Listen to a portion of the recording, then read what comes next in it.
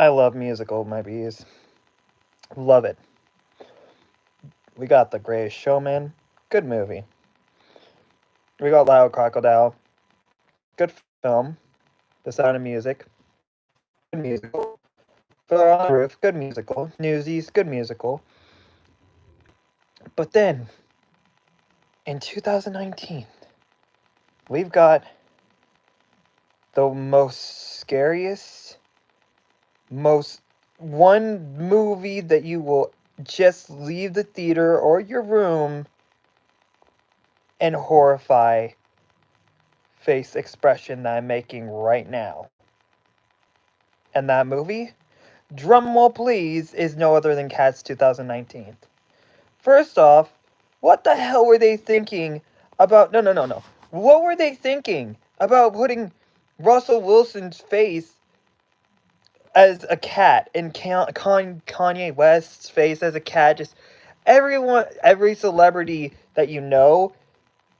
Yeah, the movie from Cats 2019 has the celebrity faces as the cats. And yes, my B community, I actually did watch a little bit of this when I was in, believe it or not, when I was still in the RV park. I was curious. And you know the saying, curiosity killed the cat. Luckily, I didn't watch it all the way through. But then I made a TikTok video about it. Why did I do it? Why did I do it?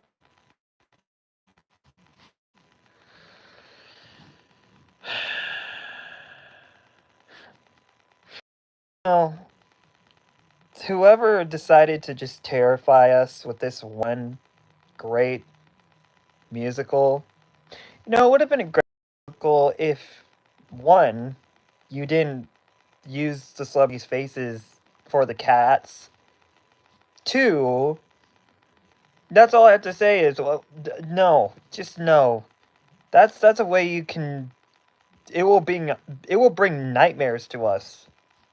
Like when we watched the movie the first time, and then everybody's like, and Kanye West too. His face is a cat. AJR AJRA at PZ. Yeah, but shout out to JRA at PZ. There you go.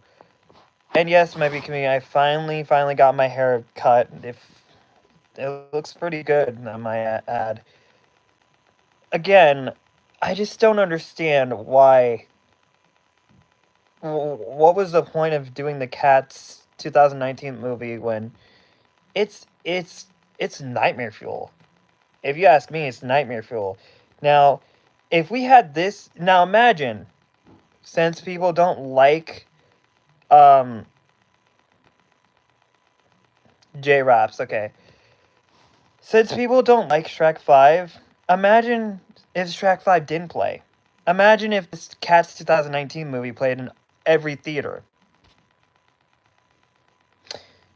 And then the Shrek 5 haters, when they see it, they're gonna have nightmares for days.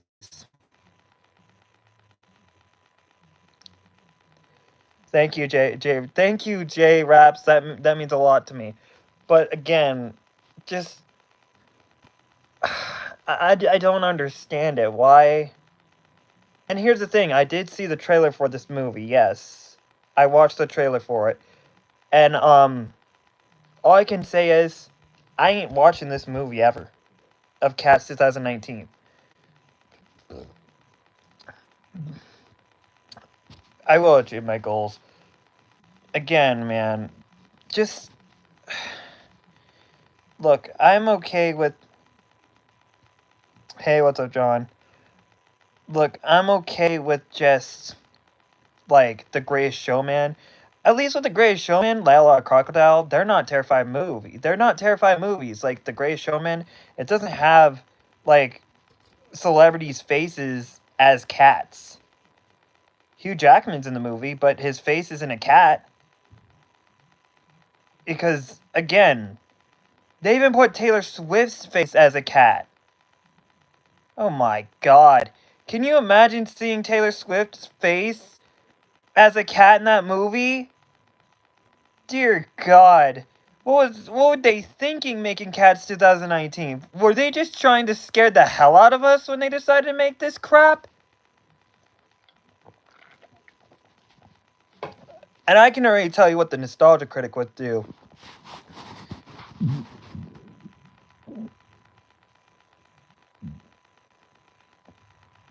Thank you. Thank you, J-Rap. I'll tell you, I won't see Nostalgia Critic review Cats 2019 because I'm pretty sure. Okay, I've seen that one episode where Nostalgia Critic watches Junior, and okay, all right, okay, I have to be honest with this. Whose idea was it to put Arnold Schwarzenegger's face on a baby? What the? I'm sorry, but the way Nostalgia Critic reacted to it, I'd be the same way too if I ever saw that the first time. If that was my first movie watching it. But, no, that is nightmare fuel, yo. That's nightmare fuel. Why would you do that? Why would you do that, Junior? The movie? Putting freaking Arnold Schwarzenegger's face on a baby? Oh, no. That's terrifying. That is terrifying. And the way the Nostalgia Critic reacts to it is like, ah, ah, ah, and he just, I don't blame him. I don't blame him from leaving his room from just reviewing Junior the movie because that was just what in the world were they thinking when they did that movie of Junior? I just I don't want to even watch that movie, but still, I just again, I'm just glad, man. I, I'm just glad we don't get a Cats 2 movie.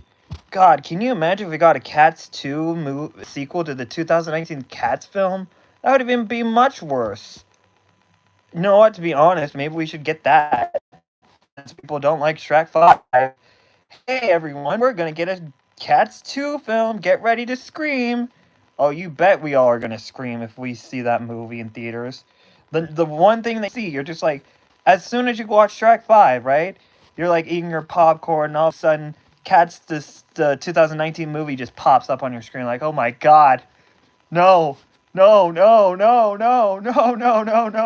I gotta get out of here. That's gonna be us.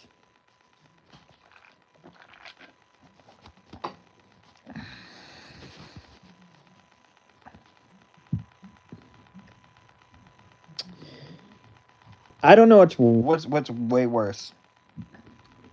It or Cats. Now here's the thing. Musicals are supposed to entertain us, not frighten us. But Cats 2019, when we saw the trailer, you better believe, thank you for saying that, J Raps. You better believe that all of us were scared of Cats 2019. We're like, nah, I don't want to see this movie. Why they look like that?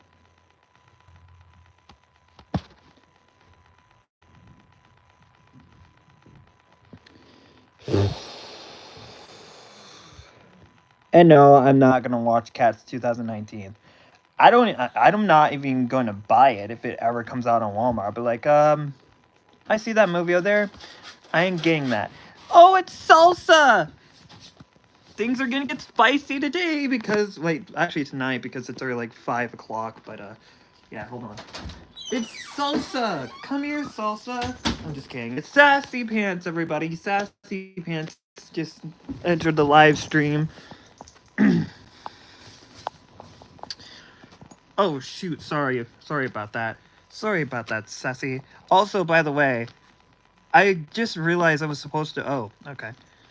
I just realized that I want to do something in that Star Trek reaction that I did for that trailer because I was gonna go like, mission log. This is V's King 2.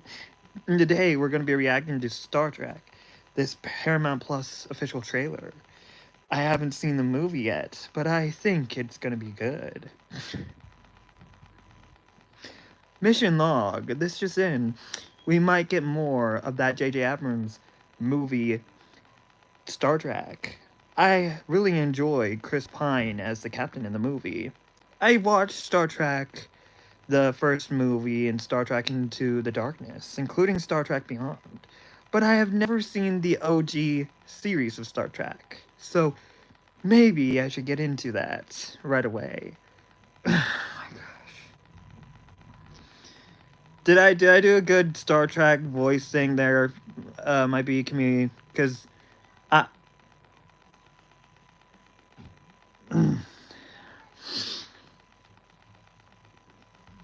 now again might be community.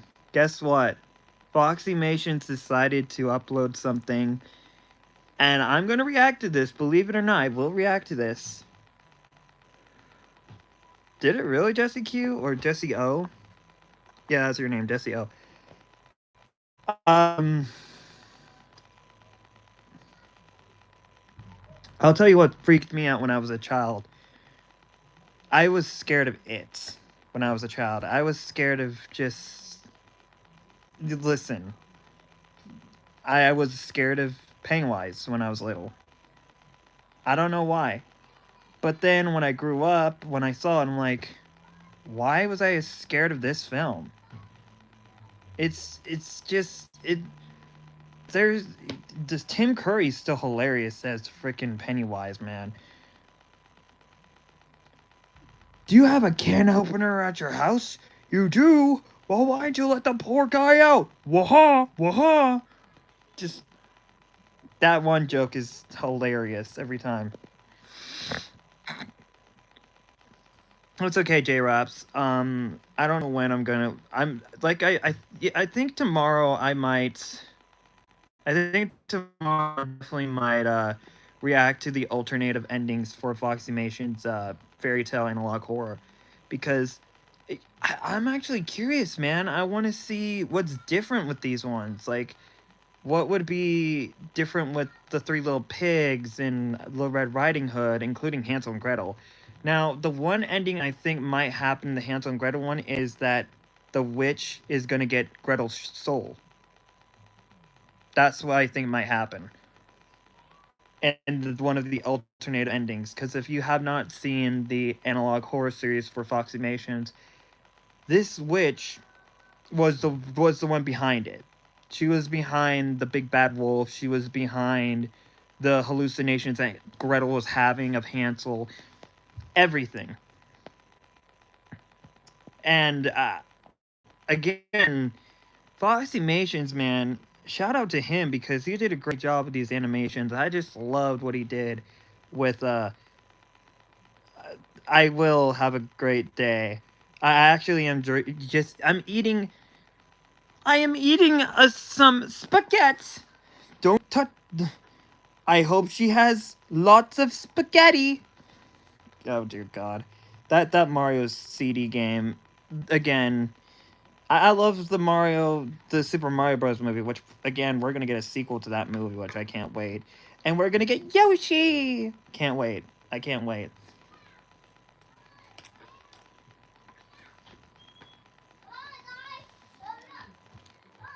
All right.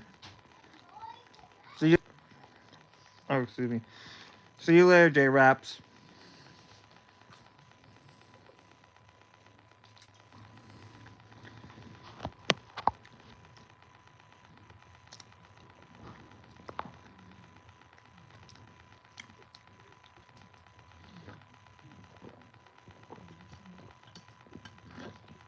By the way, I gotta talk about this movie.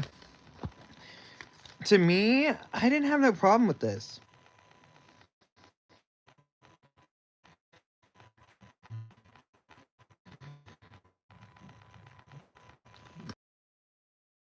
Like, okay, Jesse O. There's this one game I remember playing. It's called Vampire Ran. Okay, this is a long time ago when I was still here, but not here like as in like 1, 2, 3. Never mind.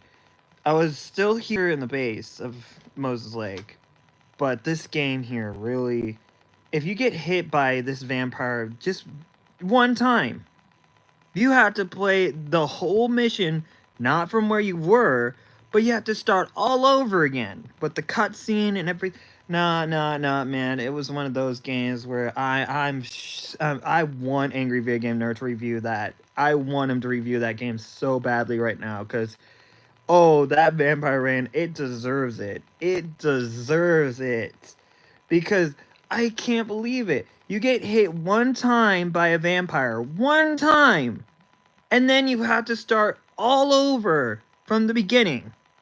Are you kidding me? That's stupid. You get hit one time by a vampire, one time. Again, like Angry Video Game Nerd says, like in a lot of videos, it's okay to just have just a health bar. Would that be okay?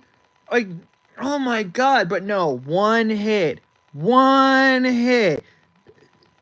and you go back to the beginning from the cutscene of the first of the Vampire Ring game. No, that game was torture, man. I don't even. I'm glad I just sold that game because that game it sucks. Oh god, it sucks. I want the Angry Video Game Nerd to play it. I really want him to review it. It deserves the roast. It deserves it so much because I cannot believe it. One hit. And remind you, this Vampire Rain game was on Xbox 360 at the time. But still, I can't believe you get one hit by a vampire, just one hit, and you have to go back from the beginning to just the cutscene again. No one doesn't want to watch the cutscene again. Man, the Vampire Rain is kind of like Sonic the Hedgehog 2006, because when you die, you have to go back from the cutscene of the Sonic the Hedgehog 2006 game, and you can't even skip it. And I'm pretty sure you can't even skip the cutscene in Vampire Rain. Well, what's the point of just why? Why do that? I really despise that Vampire Rain game. I really wanted to give it a chance, but that game was nah. It's bad. So I'm glad I actually just got to review that game for y'all because yeah, I know I did. Um oh yeah, trust me. I even tried to skip the cutscene and I don't even think it would let me. But I want Angry Video Game Nerd to review this game, man. I really want to. Because if he reviews this Vampire Rain game, that's gonna be the best episode yet. And I want him to roast this game so much. Because it really made me angry that I have to go all the way back to the cutscene and then get this. You have to go from the beginning to the first mission. There's no checkpoint whatsoever in this Vampire Ring game. There's no checkpoint. If you get hit once by a vampire in this game, there's no checkpoint. You have to start from the beginning of the first mission. And luckily, I'm pretty sure if you go to mission 2 and if you get hit by a vampire again, you have to go all the way back to the beginning of the first mission.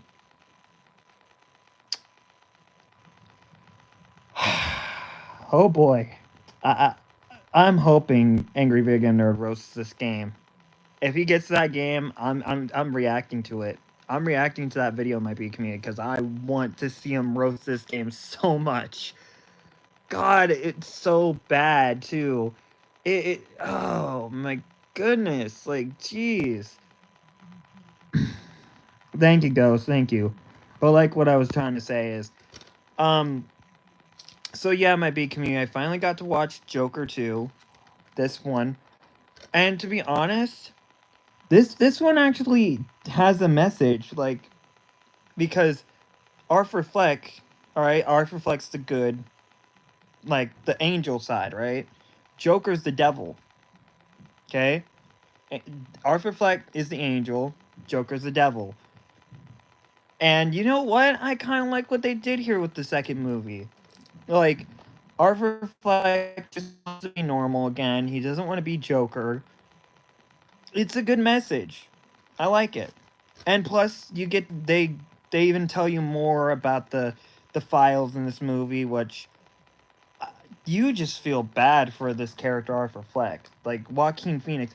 Who knew that Joaquin Phoenix, the one and only who played as Kenai from Brother Bear. That's right, Brother Bear. He's the one that plays as the Joker. He's the one that plays as Arthur Fleck. And you know, I'm sorry, but I like the second movie. I like it. From like the beginning of the movie, um, there is um there's like the little cut scene or just that animated scene thing. It shows that Arthur Fleck doesn't want to be the Joker anymore. He doesn't want that persona. He wants to live a normal life. Hey, what's up, David Kite?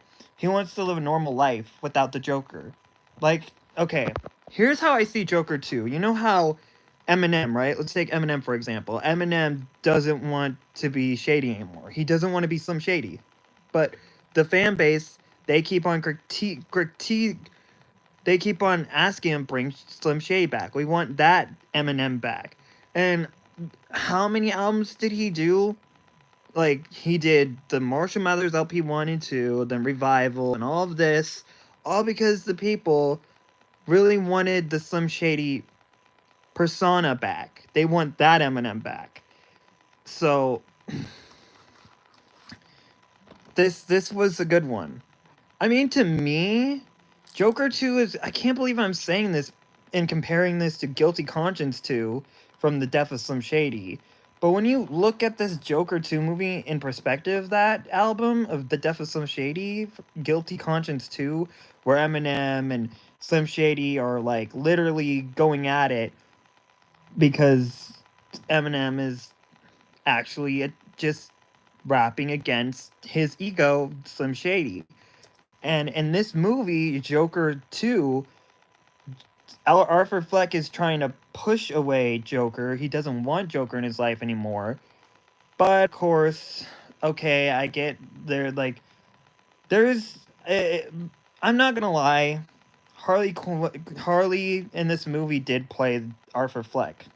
She did, she did, she did fiddle with him in this movie, and she lied to him. Yeah, I agree that's definitely like messed up. But then also, there's some points in the movie where the Joker could have come out. Like for example, that police officer character that literally off the joke, like Arthur Fleck's friend or Joker's friend, the one that supports Joker. That's when instantly the persona should have been right there.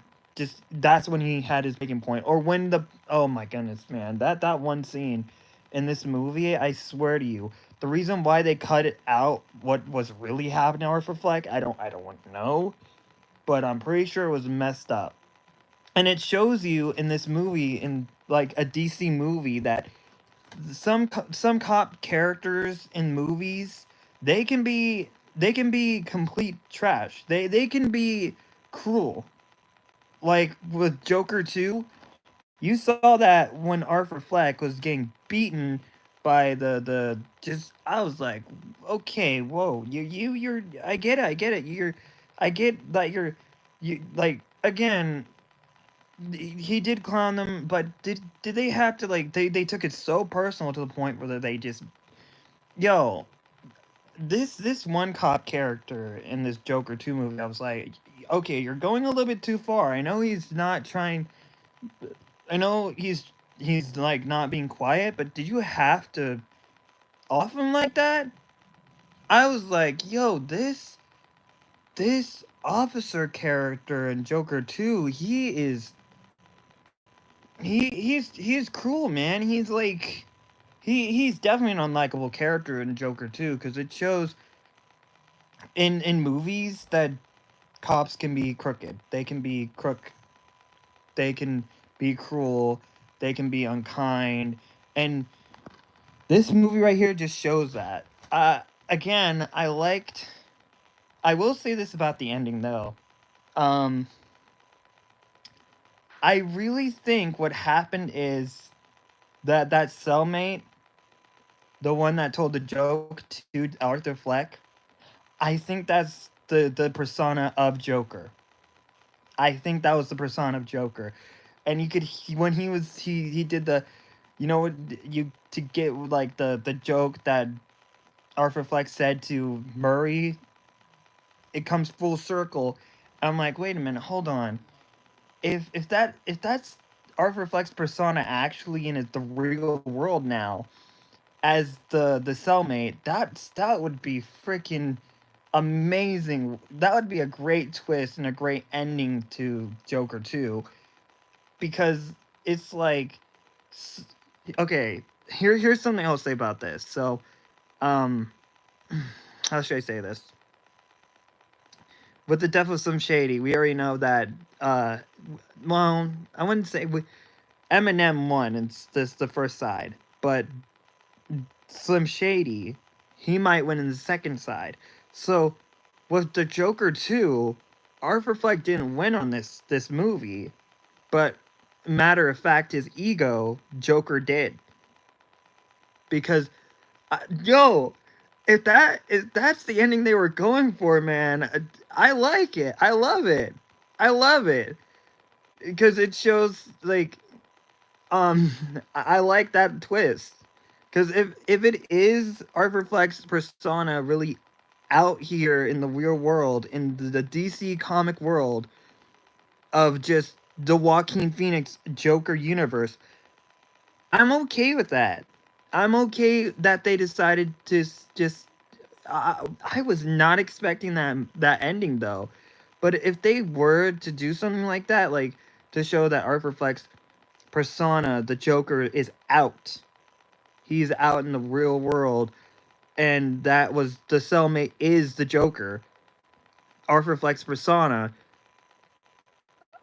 I'd be like, okay, that's a nice twist.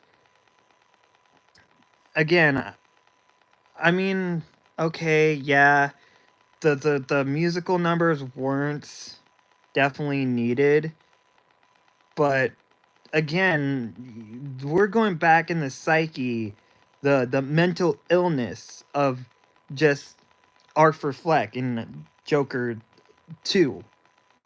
And to me, that's great. Like they it connects with like the first Joker movie. You got the neighbor from the first movie. You got the Mr. Puddles character coming back in the second film, which makes sense.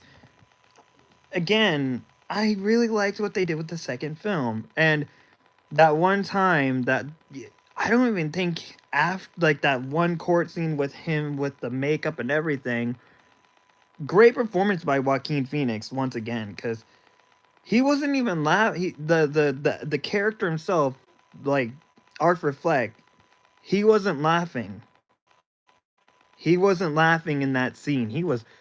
I feel like if you just look closer enough and through his to his eyes, you could probably see tears, because you can hear it in his voice that one thing that happened to him with that one officer character actually broke him.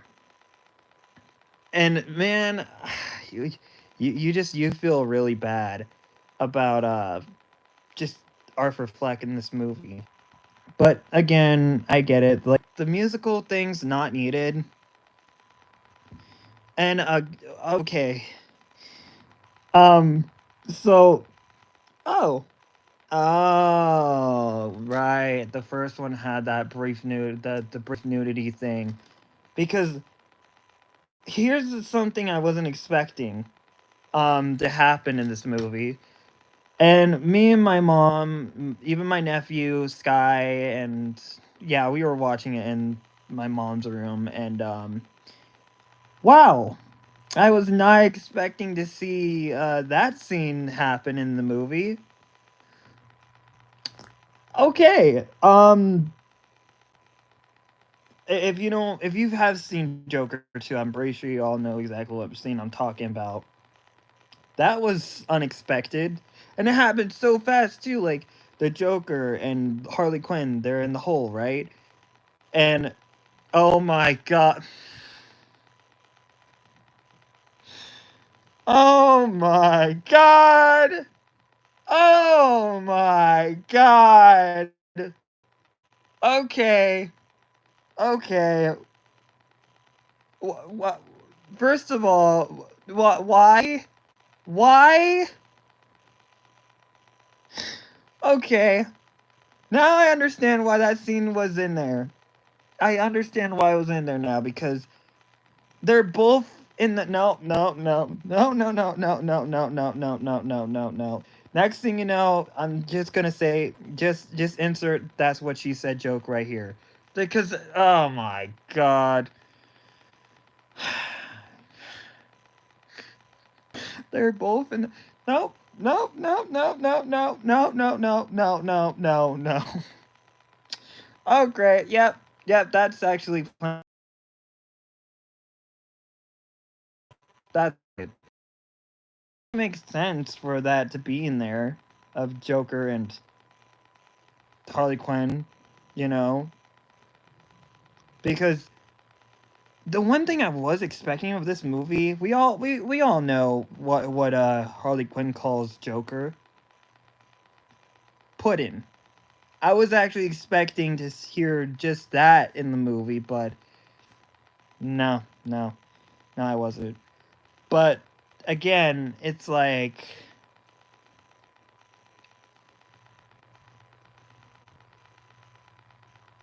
I will say this though, I loved how in the second movie for this Joker, for Joaquin Phoenix's Joker, he actually was trying to find how the Joker should talk in this one.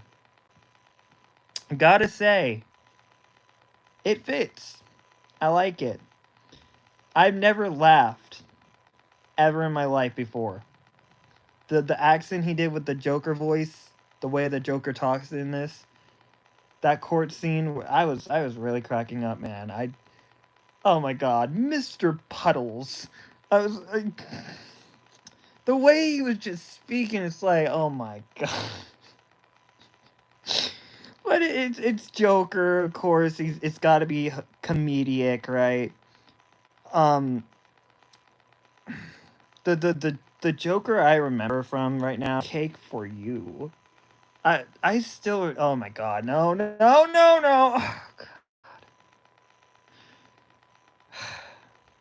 You know, I'm hoping we don't get, you know, to be honest, oh god, we might get a live action Batman or the Red Hood. Oh, please no. Oh dear god, that's gonna hurt worse. Like, seeing it as animation, it's fine, but seeing it in real life, like, that one scene where just, what's his name? Jason Todd is like, just like, you decide now, him or me. And like, man, that one scene, it tears me up every time because I get where Jason Todd is coming from in that, just that one scene. It's sad, man. Like, and I see where Bruce Wayne, played by Bruce Campbell, you know, the guy that goes groovy. He's a great Batman. I'm not gonna lie, Bruce Campbell did a great job as Batman in that movie, Batman or the Red Hood.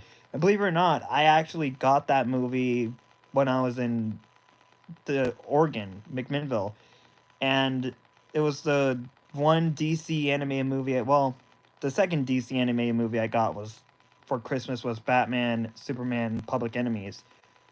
Lex Luthor, though, however, oh yeah, this like Superman in that movie. Oof! As soon as Batman kicked the bucket, Superman, like that one quote I will never forget is Superman saying, "That was my best friend, and you just killed him."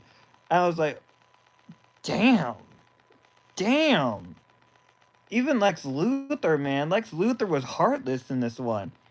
Even the robot, whoever that was, villain, I remember that. Even just Superman, like his vision going like blurry or something. I remember the Superman Batman Public Enemies movie, and it's still memorable. If you watch it, it's still a good film. It's still a great film. But yeah, like I said, this movie, it's come on, is it all that bad? Like, I'd probably give this again, like I said, a little jar of honey. Would I watch it again? Um, probably. just because the mental illness is still in this, with like Arthur Fleck's mental illness is still getting discussed in this movie. Oh, and oh my god. I can't believe I'm saying this, but what kind of lawyers, what kind of people in this movie just say he did this and he did that? You said this. I was like, are you what? What? I was just like baffled at how stupid the characters were in this Joker 2 movie, like saying that uh, just e- I just wow, why? Oh, but of course the one thing that breaks the point with Joker is that uh the neighbor character in this movie comes back, yeah. And she actually says what Arthur Fleck's mother actually told her, is that the reason why she called Arthur Fleck happy is because he's living in a world and he thought he believed it, and it was to that point where Arthur Fleck was at his breaking point. I was like, okay, you know what? Yeah, when you're lied to like that, go right ahead, because it's like just at that point I was like, okay, you know what? I was with Arthur Fleck on that, because when he heard that, I was like, that's heartbreaking. But yeah, man, I enjoyed this movie. There's some parts where I'm like iffy about it, but again, that ending scene, it's not that bad, because if you just think about it, maybe it's like evil wins good this round. Now, like every single time where we see a happy ending, remember there's a lot of movies that have like the bad guy not winning. Well, the Joker 2 proved us wrong, because the villain actually wins. Yeah, I do. Oh, actually, I have a dab pen, but I'm gonna get one of those like pens where, believe it or not, you can actually, it's I have never I actually, like, my mom has one of those pens where you can write, and also like it's a dab pen as well. So yeah, but again, um, oh dear God, my phone's about to die.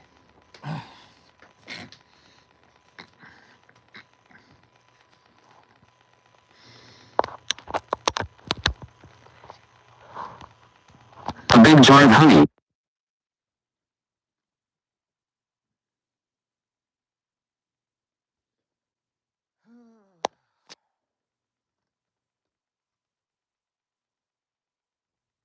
Actually, I just realized, maybe comedian. I'm just gonna throw in the towel here and say the one trailer they're gonna show in that Minecraft movie. Which, if I'm correct about this, I'm hey, if you love this franchise, then you might like it. Maybe you might not. Maybe you might be traumatized. Final Destination Bloodlines. That's the only trailer I can think of right now that they might show in the Minecraft movie for previews. Is the Final Destination Bloodlines teaser trailer, and if so, um, again, uh, I'm okay. I don't need to see the movie in 3D. I'm good. Sorry, that's not me. I'm not messing myself up like that. I'll watch it at home. Oh yeah, I also watched Last Action Hero, which I can't believe I'm saying this, but my goodness, that was actually a good movie. I like the concept. Like, this kid actually goes into the movie because of like a magic ticket from. That was actually a good film. I liked it. And I love the premise too to it. It's actually good. And of course, I gotta say, like, the one thing that actually did happen actually reminded me of the Marvel Cinematic Universe, like, was Scarlet Witch, right? That's the same thing that happened to Jack Grazer in this movie. I'm like, oh my goodness, this actually, this plot of this movie, just him, like the way he's just in, like, reacting to him being fictional and just not a real character, is just like, oh my goodness, that's heartbreaking. And not only that, but I actually felt bad for Jack Grace in this movie because in the movie we all know he loses a son in this. And when you find out that the son and the daughter, everything in your universe is fake and it's just a movie, yeah, of course you're gonna be upset and you're just gonna feel hurt about it. And I think that's the same thing that happened with like Wanda Maximoff in the WandaVision shows. Like she she saw the kids and they weren't real. And to be honest, look, I actually like what they did with the Doctor Strange in the Multiverse of Madness movie at the end because we got to see Wanda Maximoff from WandaVision, and then we got to see Scarlet Witch like duke it out. But then the Scarlet Witch, the one who's in the future, the one in Doctor Strange the Multiverse of Madness who meets Wanda Maximoff, she feels guilty and man, I love movies like this, man. I love like oh by the way, you know what DC stands for, my B community? Dark Comics. That's exactly what DC stands for. It stands for Dark Comics. So of course Joker 2 is gonna be a dark movie, including Joker 1. Which I've seen Struggle Nation, yeah, I've seen Struggle Nation's what was it? Yeah. Pan Jammin'. I've seen Struggle Nation's review to Joker 2, and if you go watch the review, they're not they actually like this movie. I mean, they do say that people might hate this movie because it's a musical, and if you're not into that thing, you're gonna hate it either way. But the one thing that Struggle Nation or Drew, one of them said is that they love that it's still going into the arc story from the first movie where we're still dealing with Arthur Fleck's mental illness, the uncontrollable laughter, and not only that, he tries to control it in the second movie. Like you actually see him in the cop car just laughing, and then he stops. That's him trying to control his like illness thing from the first movie. Which again, I actually like that idea that he's trying to literally control the uncontrollable laughter diagnosis that he has.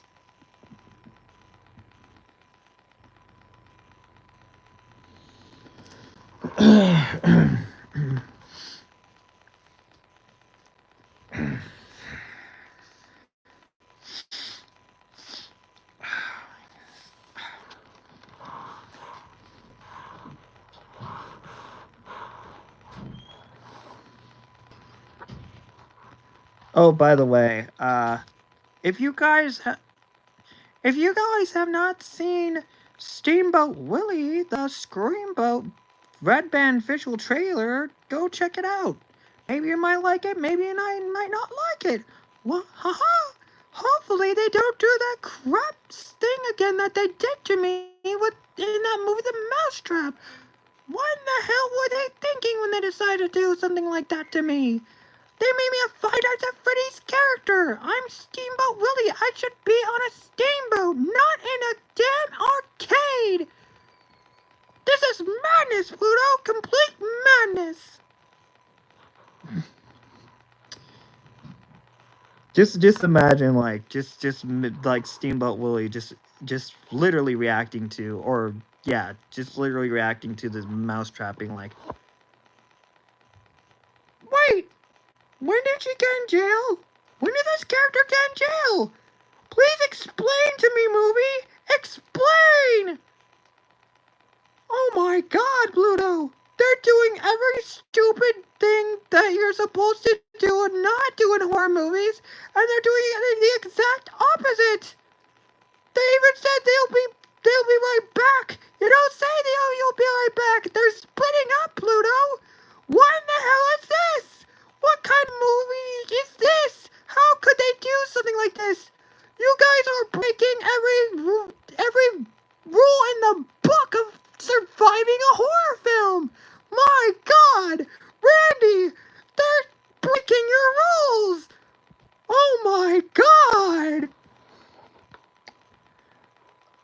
I can't let that go. I'm sorry. I can't let that go. That's so stupid.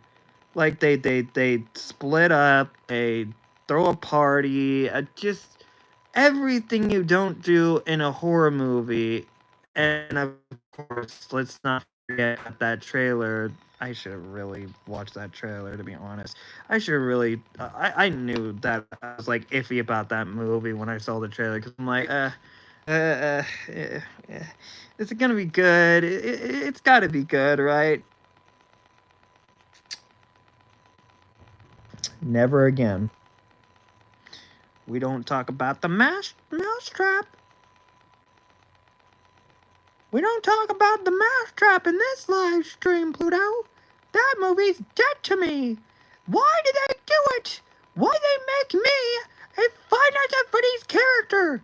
What am I gonna say? Hello, I'm Steamboat Willie, and tonight you are the night guards. You are going to watch the monitors and survive 5 nights at this establishment. Enjoy! Waha! Just why do they do that? Why do they have to do that to poor Steamboat Willie? Damn you, the Mousetrap movie! Damn you! Oh my God, I'm ruined! I'm so sorry. It's just that I can't believe it. I can't believe they ruined Steamboat Willie like that. How could they? At least Beast King 2 actually did react to some trailers that are going to be good movies for Steamboat Willie. Screamboat, The Return of Steamboat Willie, which is going to be an animated movie by Unreal Engine. Please, please, I beg of you, make a great horror movie of Steamboat Willie. Don't do what the mousetrap did to me. I am so angry right now. Well, time for me to go back to my Camelot.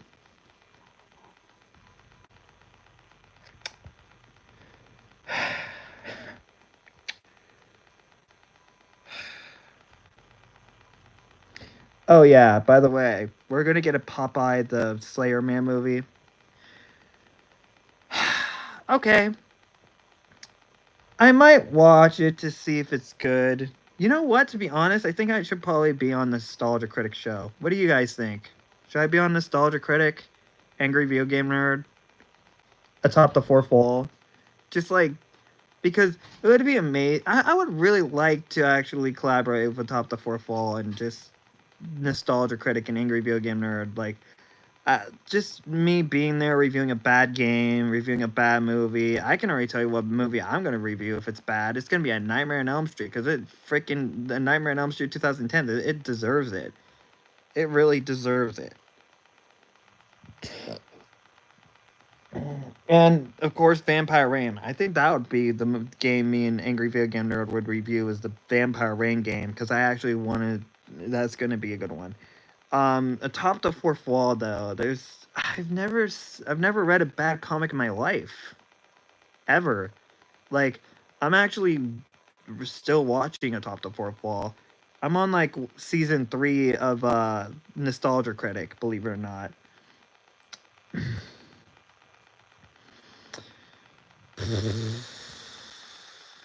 Again, this Nostalgia Critic person is hilarious. Oh, and yeah, give me a second. I actually saw his review to Quest for a Camelot.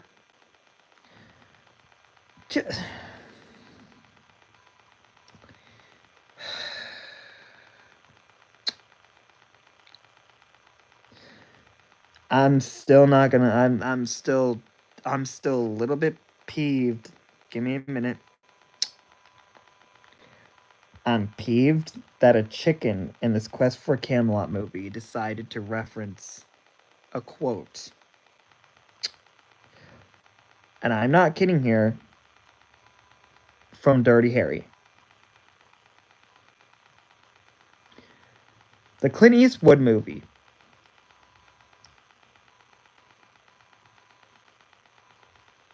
And how do they do this? You gotta ask yourself, do I feel clucky? Well, do ya, punk?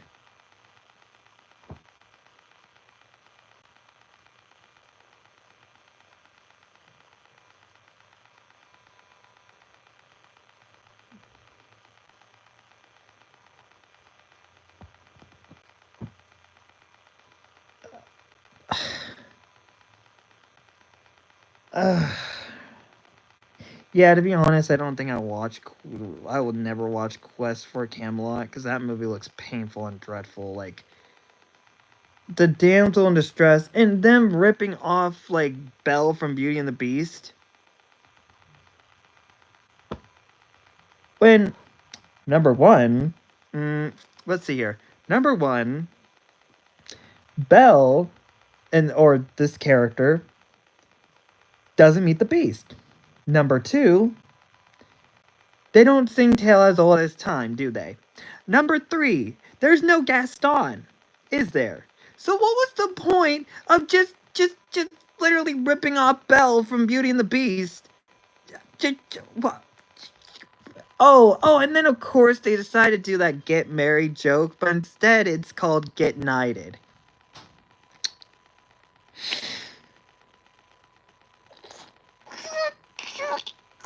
Why? Why would you do that movie? Why? Why? You just don't do that. You don't make a joke from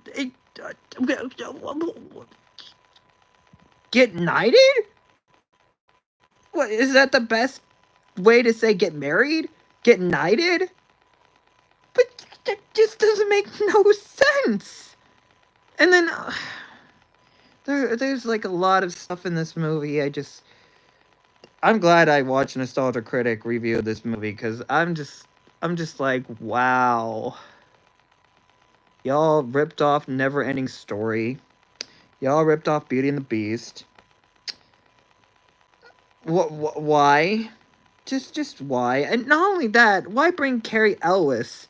And yes, Carrie Ellis, the actor who's in Stranger Things, the actor who plays as Dr. Gordon in the first Saw movie, why bring Carrie Ellis into this movie when he's he plays as a blind person in this movie?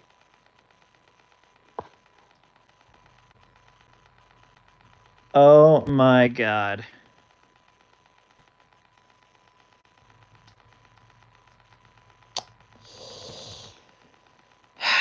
Oh, and of course, just in the whole quest for Camelot, they never explain anything in this movie. Like, just why? And what was with that dragon that decided to just dress up as Elvis? What? I'd rather forget that. I just want to forget about that scene because it's why? Why? God, I'd rather watch Dragon Tales. It's better than Quest for Camelot. You know, Dragon Tales, you know, that show's still iconic to me, okay? It's just like, well, why? Why ruin this? Just, what was Disney thinking with this movie? I can't believe I'm saying this, but it's just like the Green Lantern thing that happened with Ryan Reynolds, which we still know he's still ashamed of it. We still know he roasts it, like in Deadpool 2 and Deadpool 1, like when he says, and make sure it's not animated. And I'm actually agreeing with Ryan Reynolds here at this point, because that Green Lantern movie was, we don't talk about that movie ever. We only talk about Deadpool, Deadpool 2, Deadpool and Wolverine, and The Croods, Turbo, The Hitman's Bodyguard, obviously, and I still gotta watch Safe House because they're gonna be doing a sequel for Safe House. Didn't even know they're gonna do a sequel for Safe House, but I still gotta watch it.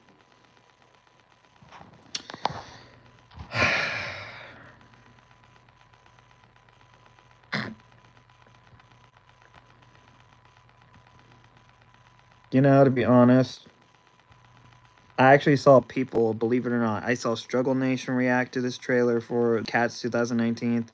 And I even saw Drew's face and Joe's face being like, the one thing I remember Drew saying in that reaction video is, why'd they look like that? And I'm like, yeah. I can't believe I'm agreeing with Drew when he says that's not a day one. Because it's definitely not day one. It's just like... It's like a director just said, oh, You know what this needs? This needs Taylor Swift as a cat. This needs Kanye West as a cat. This needs Russell Wilson as a cat. Let's film this immediately, people. Let's not film this thing. But they did it anyway. Because in 2019, we got the official trailer. And you better believe it scared the hell out of us. Because it's like, why? Why did you do that? Just, it makes no sense. Like, imagine if they decided to, oh no. Just imagine if they decided to put, like, if this movie ever can't, ew, why is there hair in my mouth? Yuck. If they, okay, so imagine if, I don't know, say, nah, you know what, to be honest, I don't even want to see, actually, imagine if Shrek 5 was like that. Imagine if Shrek 5 was like Cats 2019. Would you still watch it? No, you wouldn't. Now, if Shrek 5 was in the animation is now, yes, you would. But if it was literally Cats 2019 with Mike Myers' face as a cat, Cameron Diaz's face as a cat, Zendaya's face as a cat, no, you better believe I'm not gonna go see it. But Shrek 5, the way it is now, let's thank the gods that it is in that style right now. Because if it isn't, oh yeah, it would be screwed. It would be a Cats 2019 all over again. Now, what's more worse? Shrek 5 the way it looks now? Or do you want Shrek 5 to look like Cats 2019? Do you really want Shrek 5 to look like Cats 2019, people? Do you? Do you? Do you want them to, like... No, you don't. Because if you did, you'd be literally terrified. Cats 2019 is that nightmarish. Imagine... Let me reenact something for... What if reenact... No. Let me just reenact what Freddy Krueger would say if he was in that dream of Cats 2019. Alright. I'm in the dream of Cats 2019. Alright. Welcome to my world. Oh my god. What the hell is this? Is that Taylor Swift's face as a cat? Is that Kanye West's face as a cat? What the hell is going on here? I quit my day job. No, I'm out. Get me out of here. Like, that'd be him. I actually want to see the TikToker, believe it or not, I actually follow this guy. Go watch his TikTok videos. If you know what I'm talking about that guy who does the Fred Krueger TikTok vids. He's hilarious, man. For God's sakes, get me out of here. Get me out. Get me out. Like, the phrase, you guys got to go see, what's his name? I can't remember his name, but he's the one that does the Trevor Phillips videos. I swear, man, I don't know why, but I feel like this TikToker makes a great live action Trevor Phillips. I'm sorry. He just does. Because when you see his videos, he's got that energy as Trevor Phillips. The one thing I do remember, like, was it,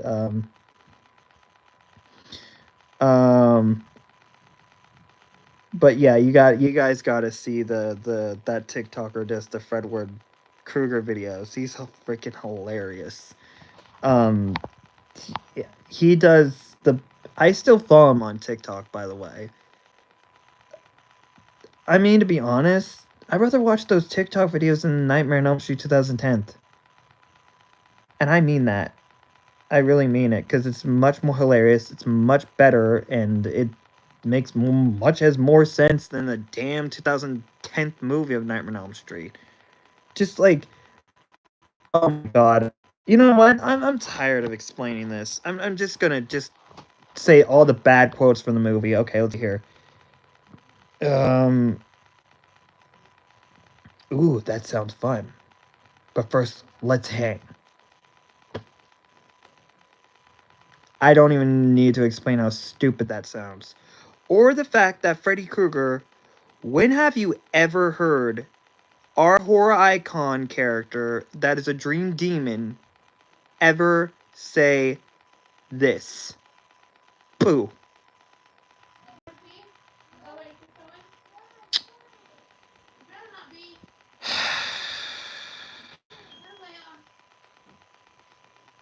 And you want to know what?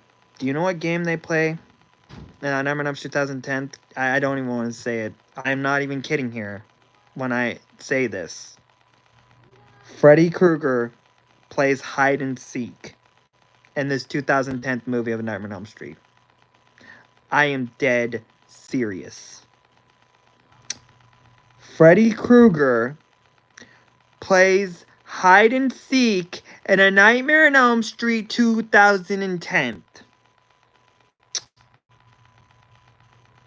When has he ever done that? I have never seen Freddy Krueger ever in my life play peekaboo. Just in all the Nightmare on Elm Street movies. I'm so those just every quote in that movie just makes me fucking cringe.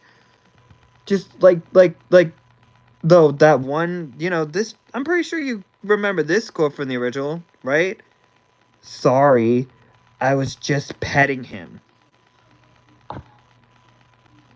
When did our Robert Englund Freddy Krueger say something like that to the people or the characters in a Nightmare on Elm Street franchise? Has he ever said that to Nancy Thompson, like, sorry, I was just petting him? Or, why are you screaming? I haven't even cut you yet. Are you kidding? Get out of here. Get out of here. I'm sorry, Jack Haley Earl. You're just not Freddy Krueger material, okay? You're great as Warsher, I'll give you that. Great actor as Warsher. You are a badass as Warsher, but you are not Freddy Krueger. Not in my eyes. Robert Englund will always be Freddy Krueger.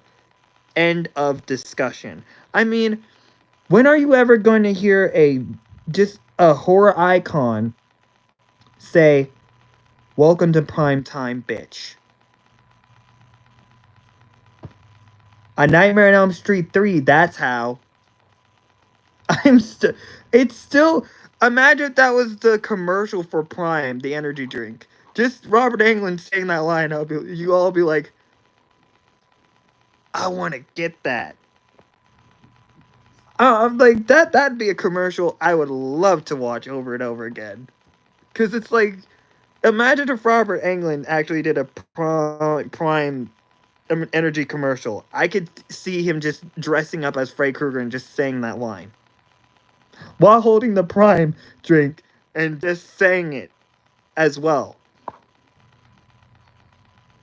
Instead of saying prime time, it's just, welcome, this is Prime, bitch. Like, drink the Prime energy today. I would go get, just, you would be interested then. Because Robert Englund just doing that iconic line from like the third movie on Nightmare on Elm Street 3, the Dream Warriors. That's what it's called. Still, when are you ever gonna find one movie where Freddy Krueger says bad hair day, or comics are bad for you, or just what's with kids today, huh? No respect. Or when are you gonna hear Freddy Krueger say, now I'm playing with power? Pretty graphics. See? I remember every line from Robert Englund Nightmare on Elm Street. Every line. And they still are funny. They're still hilarious. Like with what was it?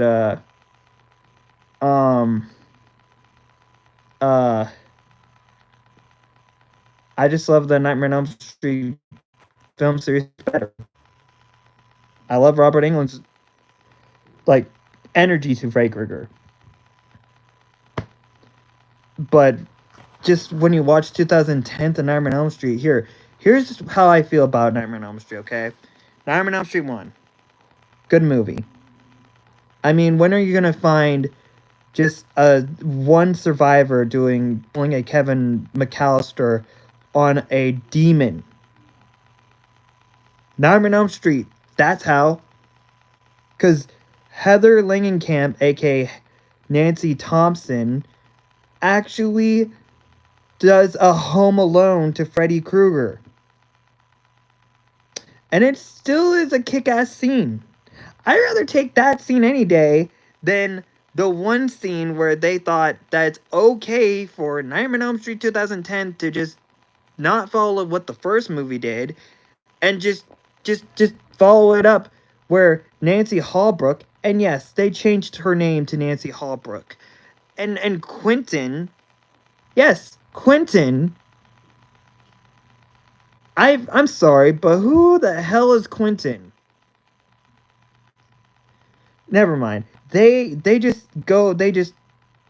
ends up in the stupidest way possible. This whole entire time, Nancy Holbrook, they drive all the way, and I'm not kidding here, that the Nightmare on Elm Street 2010 movie just focuses on this goddamn elementary school. Are you kidding me? That's what we're doing here? That's what we're doing here, movie? Really? No Home Alone badassery?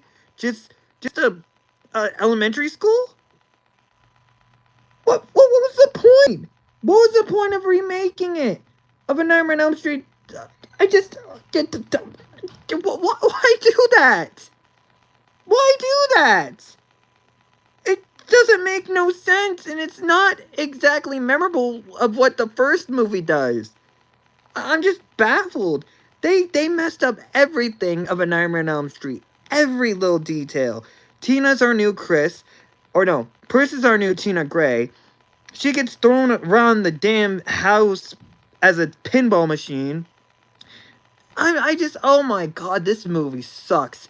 This movie is so bad, it really deserves the roast between me and Nostalgia Critic. If me and I just really want to just roast this movie so bad right now. Because, like, even that one freaking line where just Chris just goes to bed, and then she literally turns the other way around on her bed and sees Freddy Krueger. What does he say? Found you. There's some stupid quotes in this damn movie that really are cringy as hell. There's no in class. You know, I like the one with Robert Englund better. No running in the hallways. That makes sense. Why would you do this? Why would you just screw over Freddy Krueger like this? It's bad. It's really bad. Like, even, oh my god. Even just, this is a 2010 movie. When have you ever heard Freddy Krueger call the Nancy character, just Little Nancy? I'm not even kidding. In this 2010 movie, in Nightmare on Elm Street, Freddy Krueger himself says to Nancy Holbrook, Little Nancy. Or my Little Nancy, if you would. I hate this movie so much. It deserves to get roasted by nostalgia critics so bad. I wouldn't mind him roasting it, and I want to be part of it as well, because I despise what this movie did to my horror icon. It destroyed the name, the legacy of Freddy Krueger. In all syllables, it destroyed the franchise in a minute. Because you got, okay, Freddy Krueger in we get the boiling room. What does it look like? It doesn't exactly look like from the classic movies that we get. No, no, no, no, no. The boiling room looks freaking just. Oh my god. So that one little quote that I said, this is when Jesse in the movie of Nightmare on Elm Street 2010. And yes, this is the same actor who plays as that one character, Jewel from Smile.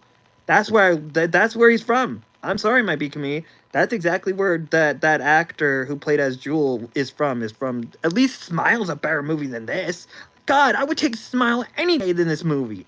Any day, because the story makes sense. Yeah, it's you. Some people might not like it, but I do. I'd rather take Smile the first movie than the goddamn Nightmare on Elm Street 2010. Just, ugh. Oh my god, oh my god, this movie, it irks me in a way so much. I just cannot believe, why did they butcher Freddy Krueger this bad? Why they do it? Oh, and when did you ever see a movie where the main antagonist, and I'm sorry for saying this, but when did Nancy Hallbrook or Nancy Thompson just go onto the web and just like try to piece up the puzzles together? I mean, yeah, she does do that in the original movie, but not with technology. No, she just literally like pieces it together when that one dream happens where she's at school. She burns herself on the little whatever that thing is called, the heater. She has to go back home. That's the way I remember it. But no, no, no, no, no, no. This Nightmare on Elm Street 2010 movie, oh, it doesn't even do that. It decides to have Nancy Hallbrook just dream in her room. And I'm not kidding here. The room actually snows. The freaking room snows when she dreams. Oh my god, this movie sucks so bad. And I. Oh my god, it's just. Oh, and okay, let's compare these two. Okay, let's start with the original. Okay, A Nightmare on Elm Street. It begins with Tina dreaming, right? How does The Nightmare on Elm Street 2010 open up? Why, someone named Dean, of course. And what does Dean do in this movie? He decides to follow a waitress who isn't the waitress, but let's remember that Freddy Krueger can shapeshift into anyone. Because in the third movie, in A Nightmare on Elm Street, he shapeshifts into a nurse.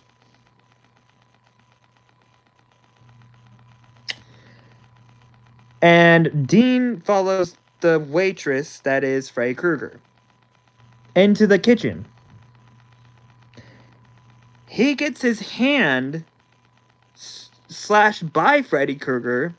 He gets a towel to clean up the mess. And of course, then this is where exactly we get introduced to Chris and just Nancy Hallbrook and just Jesse. Oh my god!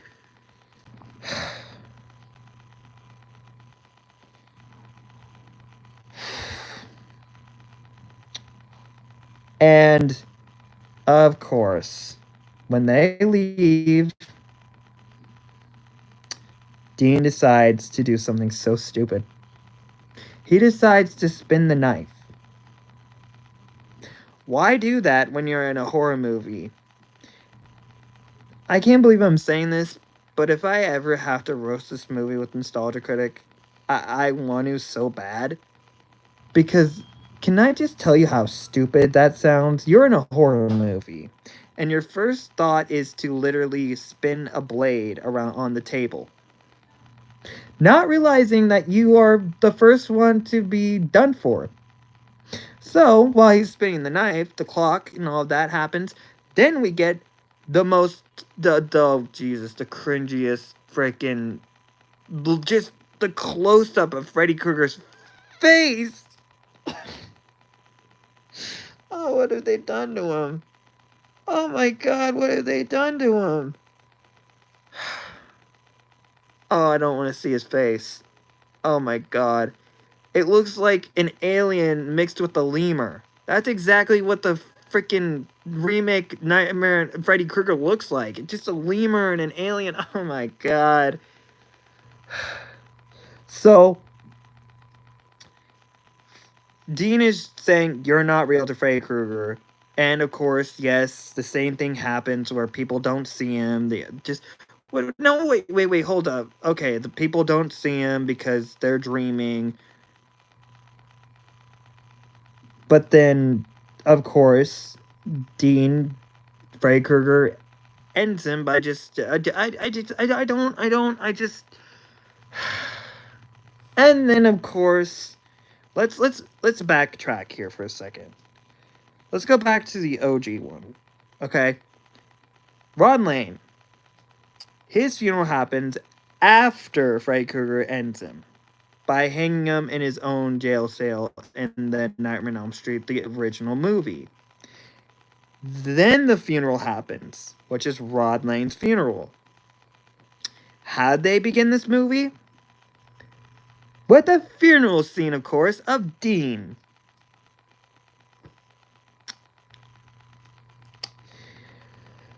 You know, that it still baffles me that they thought, oh, let's put just the funeral scene of Dean in this one particular scene right here.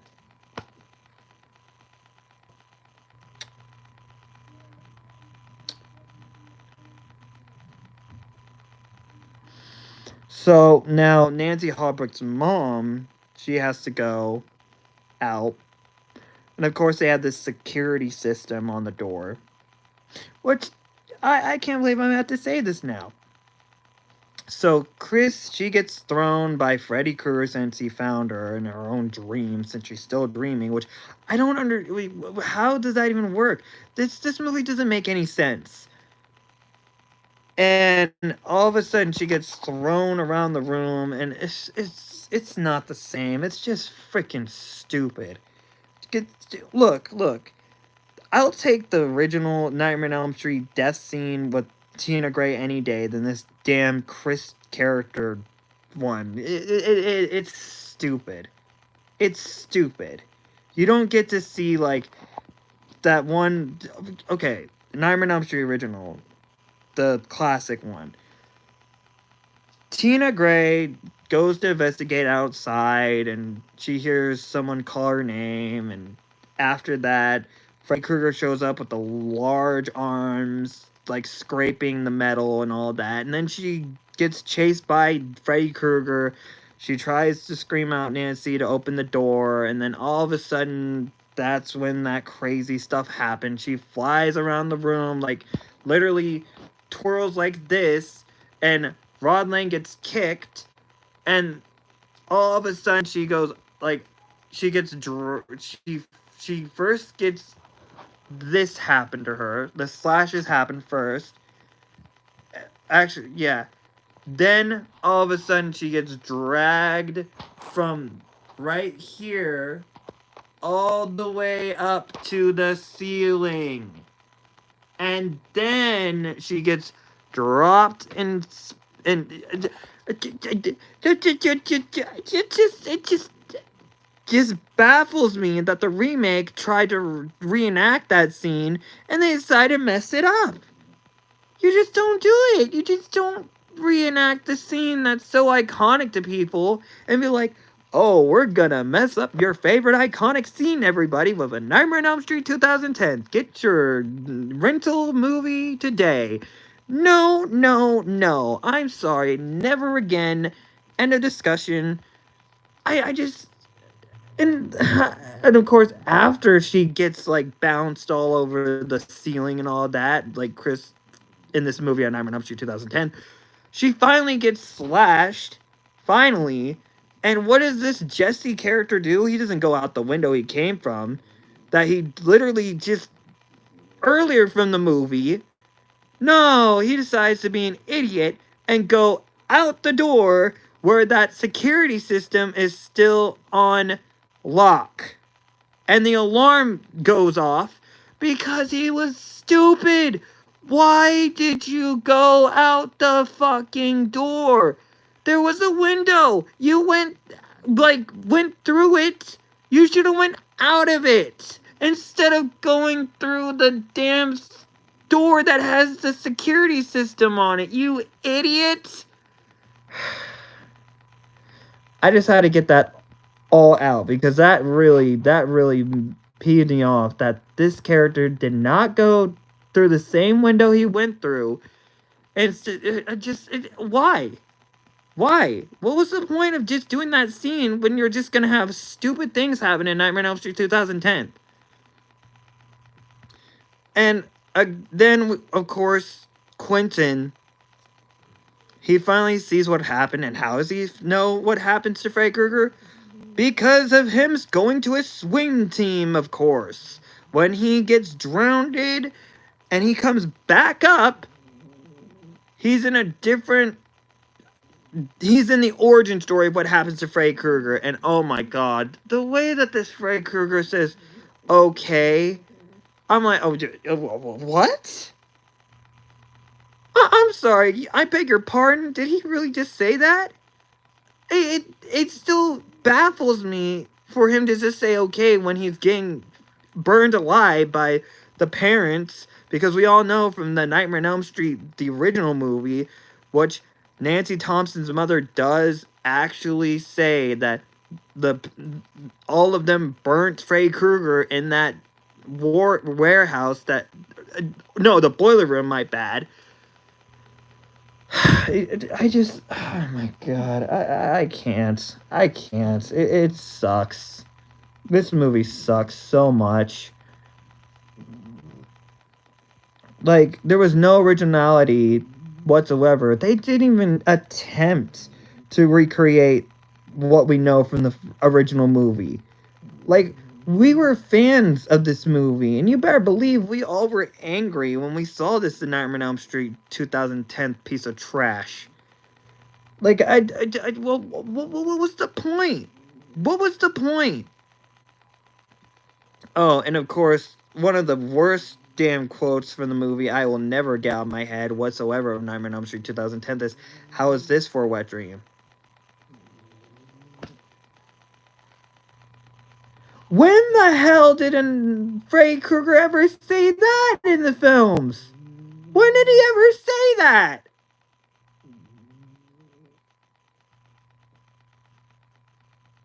I don't understand.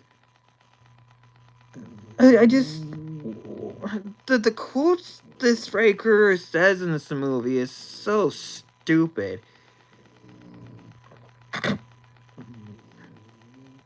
Even that one time where he's trying to do the Nightmare on Elm Street original movie where Nancy Thompson gets the phone call, you see Freddy Krueger just saying, I'm your boyfriend now, Nancy. And what does the Nightmare on Elm Street 2010 do? They try to reenact that one line, and you messed it up. No. You don't get nothing in Nightmare on Elm Street 2010. You lose. Good day, sir. I'm sorry. I just had to do the Gene Hackman, Willy Wonka anger towards this movie. It just baffles me how bad it is. Oh, and of course, sorry for saying this and comparing it to the original again. When did Nancy Thompson, or when did the Nancy character go to just a medicine store to get someone medicine? And when did she ever have to, like, burn her arm with a cigarette burn in the car? When did that ever happen? When did that happen, Nightmare on Elm Street 2010? When did it happen? I don't like this movie so much. I just don't understand, why did they have to fuck it up?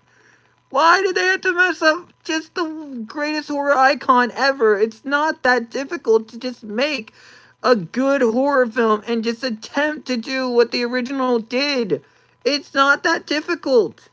The whole plot of the first movie is just Nancy Thompson trying to just first Freddy Krueger. That's the whole point.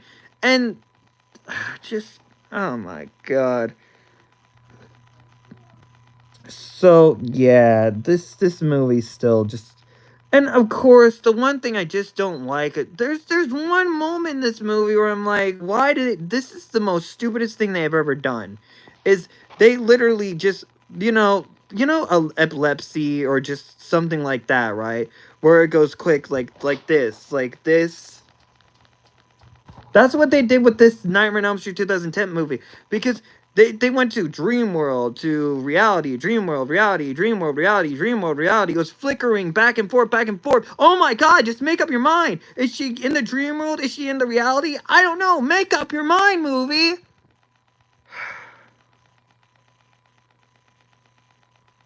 And this is all happening when she's literally backing away from Freddy Krueger in the medicine store, remind you. In the... Oh my god. Oh, Jesus Christ. I hate this movie so much.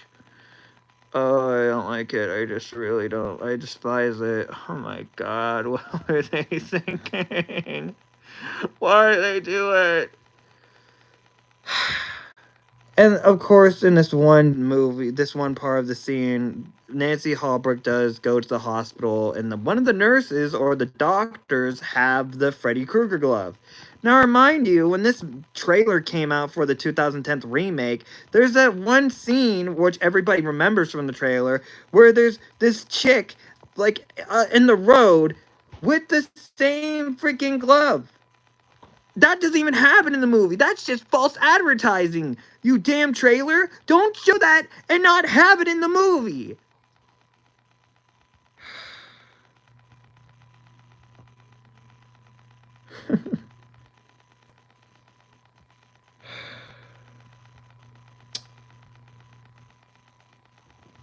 But yeah, then of course, the only way that, okay, let's compare this again. Okay, so in the original movie, Nightmare on Elm Street, OG classic, Nancy Thompson literally gets rid of Freddy Krueger by how?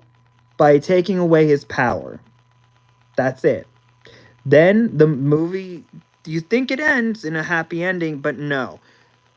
Nancy Thompson is still dreaming because you see the Freddy Krueger hood, the green and the red on the hood of the car, and it drives away. And then you see Nancy Thompson's mother getting pulled through the door by Freddy Krueger, and the movie just ends with the girls singing the 1, 2 song, and it ends.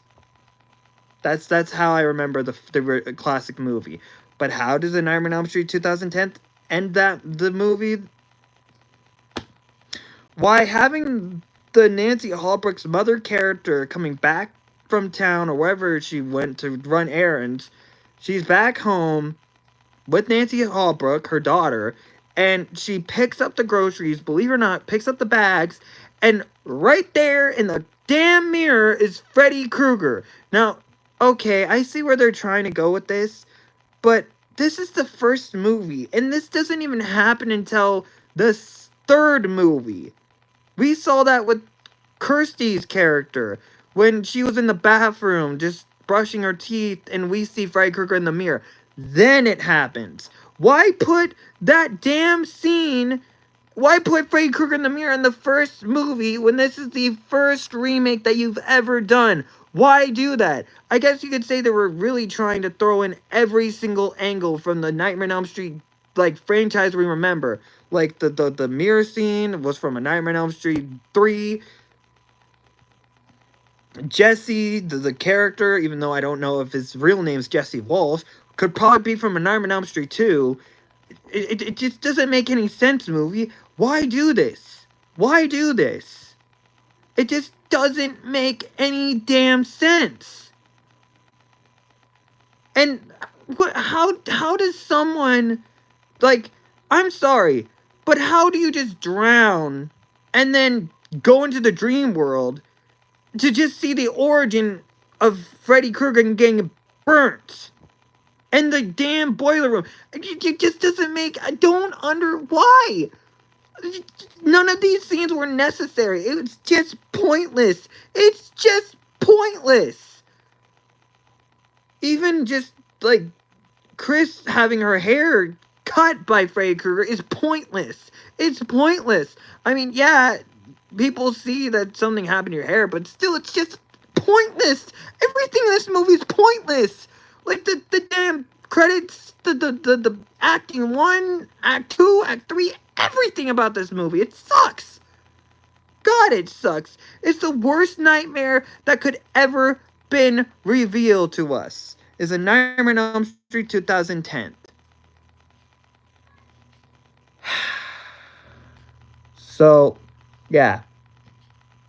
Freddy Krueger decides to impale Nancy Holbrook's mother through the eyes and the mouth with his glove. Pull her in the mirror while Nancy Holbrook is screaming, and the movie just ends. How'd they end it? By doing the dream, dream, dream, dream. No, we ain't, no. And you know what they were trying to do? They're like, we're going to make a sequel. We're going to make a Samuel Bayers sequel for Nightmare on Elm Street 2010. Hopefully y'all ready for it. No, I don't want a sequel. Just stay in your own lane. I just like the classics. That's better than this movie. Oh my god. What have they done to Freddy Krueger? What have they done to him? Like, I can't believe it, man. Like, they really fucked Freddy Krueger over with this one. Like, oh, don't get me started about, you think you can bring the dead back to life? You think you can turn back time? Listen, no, now I'm getting really peeved. And then, of course, how does Jesse die? Oh, of course, guess what? Oh, God, oh my God. I'm really about to... You know what? Where's my water at? Oh, great. That's just great. More water just spilled. It doesn't even matter. I'm so pissed. I'm so peeved off right now, man. Okay. Jesse. Okay. This is where it really pissed me off. I don't like this scene. Was it necessary to have the guard say, "Oh, by the way, Jesse, you're free to go," when all of a sudden, guess what? Jesse is dreaming. What is the fucking point? What is the point showing it? Why? Like, he dreams? We didn't even see him dream. All we hear him say is, like, just don't fall asleep, and the prison cell that he's in. That's it. We don't see him sleeping. Nightmare on Elm Street 2010, what the hell were you thinking? And then, just to top it off, how does he die? How does he die? Oh, by just pure silence for just 5 minutes, and then the glove goes through his stomach. Through his stomach in the cell. And the prisoner is like, "I'm innocent. Let me out of here." No, you know, oh my god. Fuck this movie. Fuck this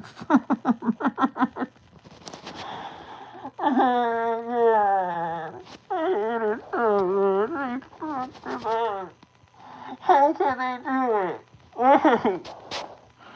Oh, they ruined it. Oh my god.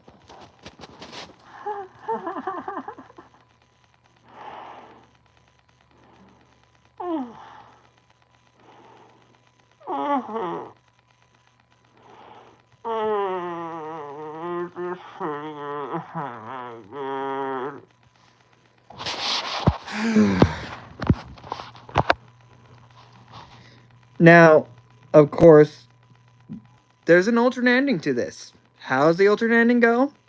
Nancy Holbrook actually burns Freddy Krueger and beats the hell out of him. I am not kidding you. I saw the alternate ending. Nancy Holbrook literally beats the hell out of Freddy Krueger with a baseball bat.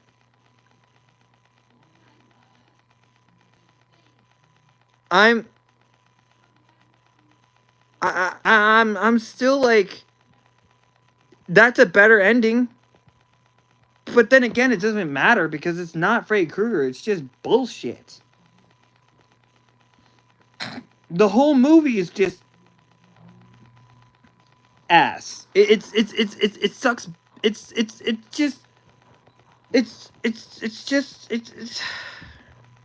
just so bad. I don't even want to watch the fucking movie ever again. To be honest, I want to burn the disc of A Nightmare on Elm Street 2010. I want to burn the case of Nightmare on Elm Street 2010. I want to burn the script and literally make sure every word of the script of A Nightmare on Elm Street 2010 is nothing but ash. That's how bad I hate this remake of A Nightmare on Elm Street. I just it just blows my mind how they messed up this movie so bad. Nancy Holbrook, she just I don't understand. Like Quentin, what else? Jesus Christ, I can go like just again. Chris dies by just literally just not yet because Freddy Krueger just wants to mess with her by just throwing her around the room, her room to be exact, and then slashes her. So, what the fuck? You could have just slashed her like a quick minute, but we had to sit through the damn pinball bullshit? What a waste!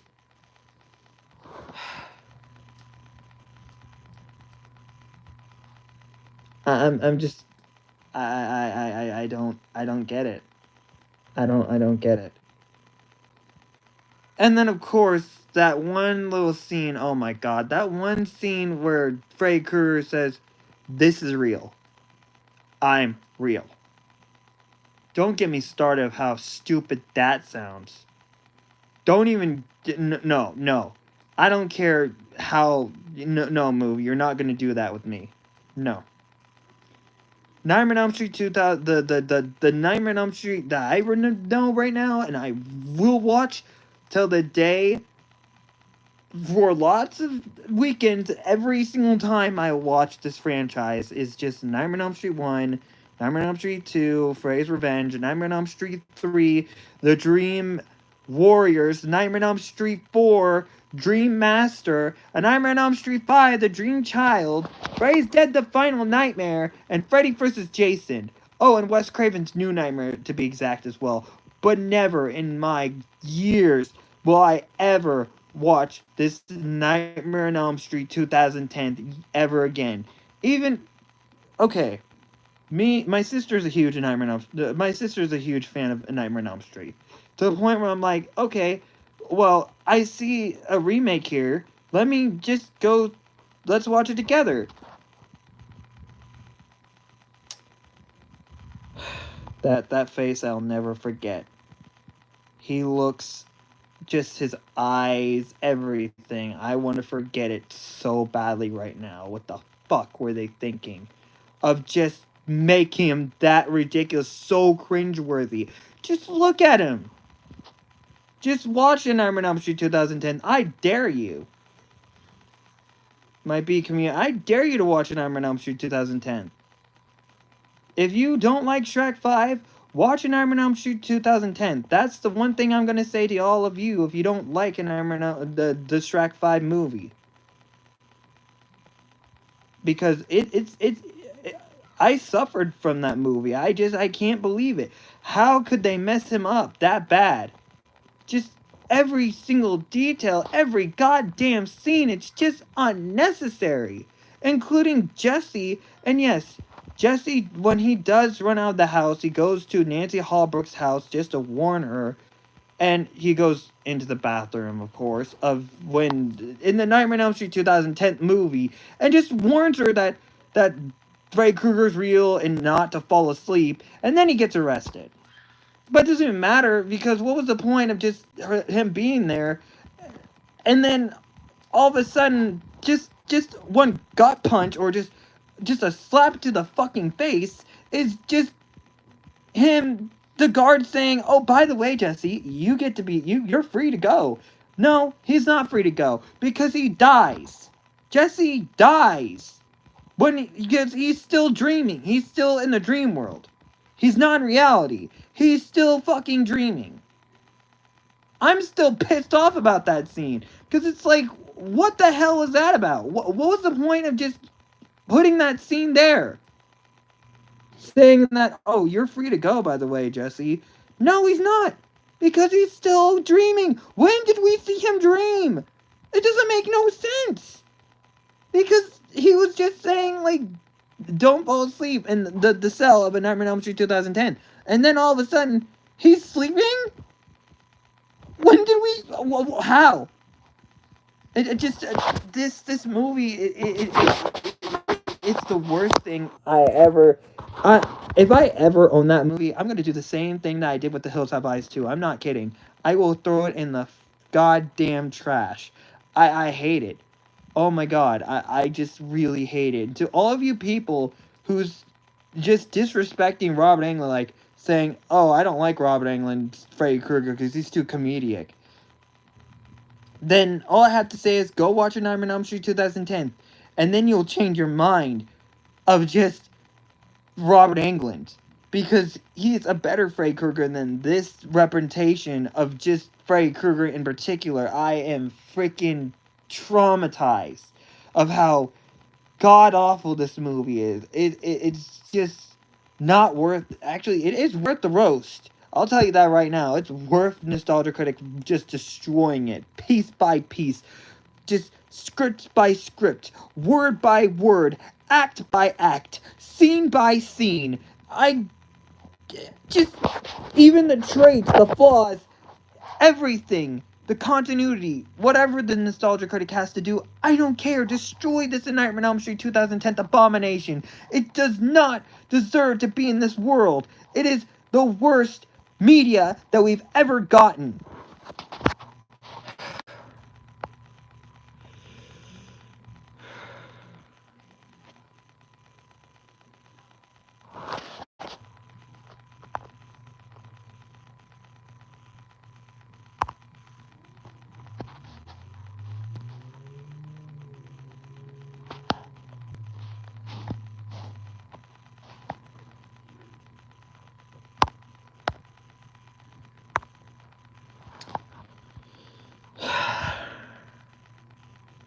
To be honest, I don't even think you be a comedian want to see me anymore, do you?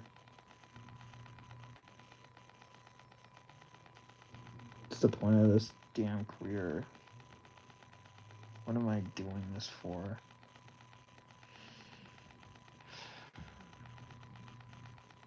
Y'all just don't care for my content anymore.